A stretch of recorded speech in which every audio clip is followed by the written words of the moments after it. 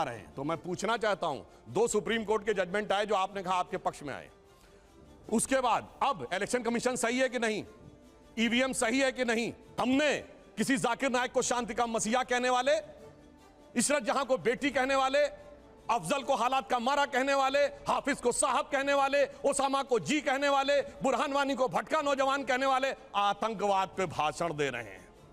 एक ही सवाल पूछना चाहती हूं कि हाथरस की गुड़िया को आप 2:30 बजे जलवाएंगे, दोषी रेप में आपके विधायक पाए जाएंगे, आपके सांसद के ऊपर यौन शोषण का आरोप है, आपके विधायक का बेटा एक लड़की के कत्ल का मुलजिम पाया जाता है।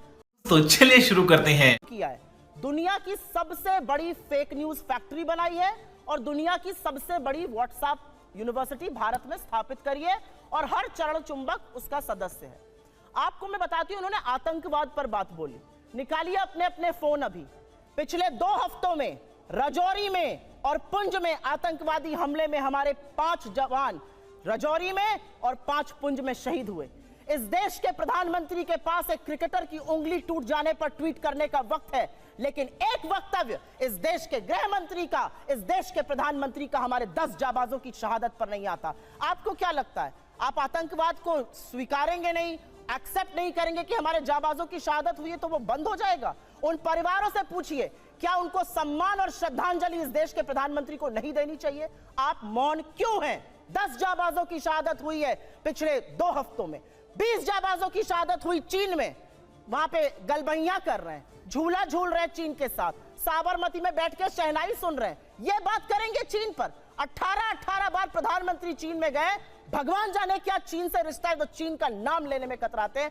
क्यों डरते हैं हमारे प्रधानमंत्री चीन का नाम लेने में? यह सवाल मैं पूछती हूं, यह सवाल देश पूछता है। 20 जाबाजों की शहादत हुई है। इन्होंने कुछ बातें बोली और उन बातों को बोलने से पहले मैं एक महिला हूं, आधी आबादी की बात कर लेते हैं।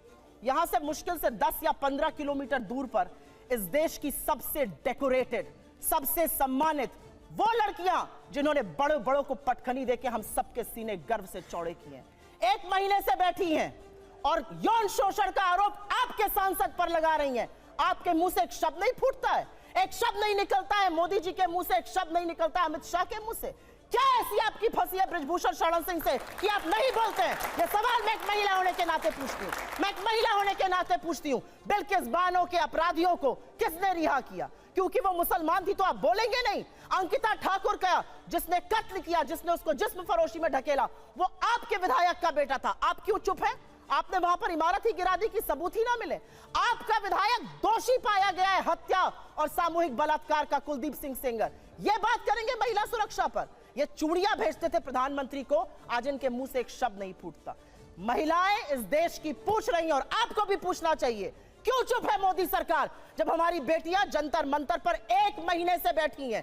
उन लड़कियों के आंसू देखकर, और आज की खबर फिर से मैं कोट कर रही हूं, एक समर कैंप होता था साक्षी मलिक बनने के लिए, तमाम लड़कियां वहां पर आवेदन देती थी। आज की स्थिति यह है कि बलात्कार और यौन शोषण की खबरों के बाद एक एप्लीकेशन नहीं आई है। ये इस देश की बेटियों के साथ ये कर रहे हैं, ये हमें पाठ पढ़ाएंगे। इन्होंने एक बहुत बड़ी बात बोली।